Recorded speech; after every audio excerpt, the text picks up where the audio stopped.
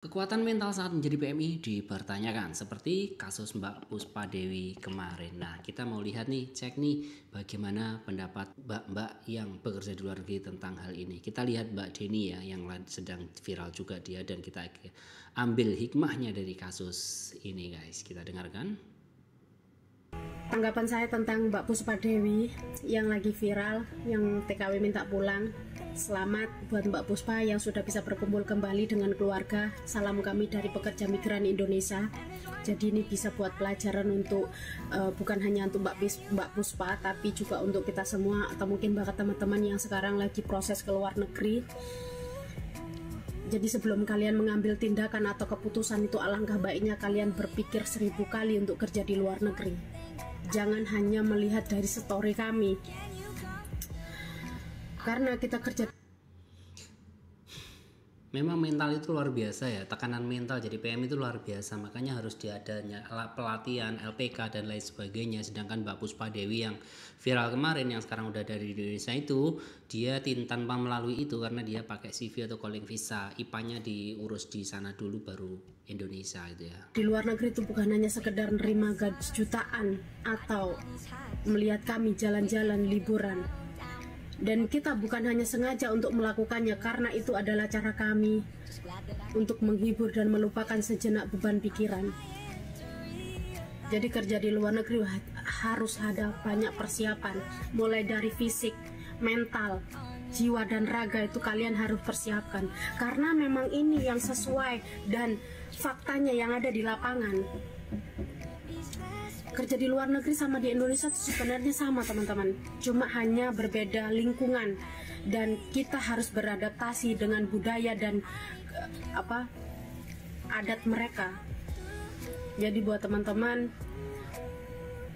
saya doakan dimanapun kalian berada untuk pekerja migran di seluruh penjuru Nusantara di dunia, semoga kalian dalam lindungan Allah Subhanahu wa Ta'ala dan selalu dalam keadaan sehat walafiat. Sukses selalu untuk anak rantauan.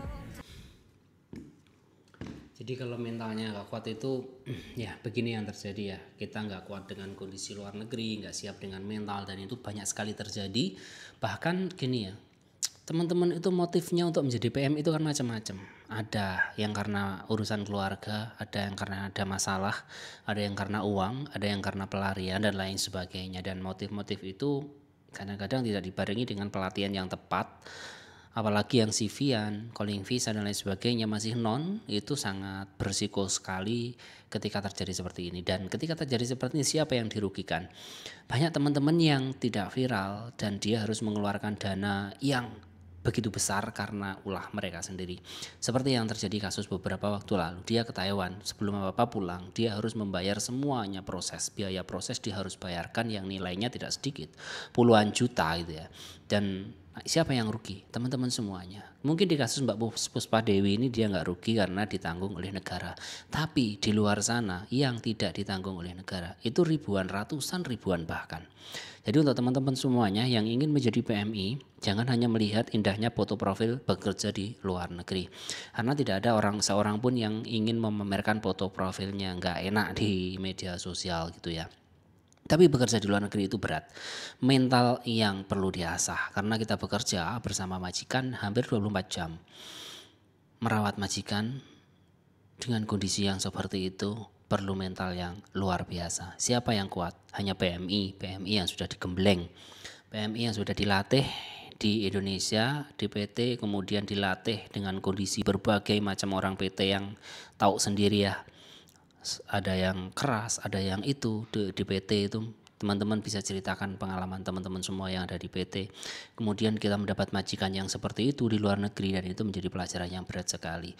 Hanya orang-orang tertentu yang kuat menjadi PMI. Dan siapa itu? Kalian yang sekarang masih ada di luar negeri. Itu orang pilihan loh, bisa bekerja di luar negeri dengan gaji seperti direktur di Indonesia.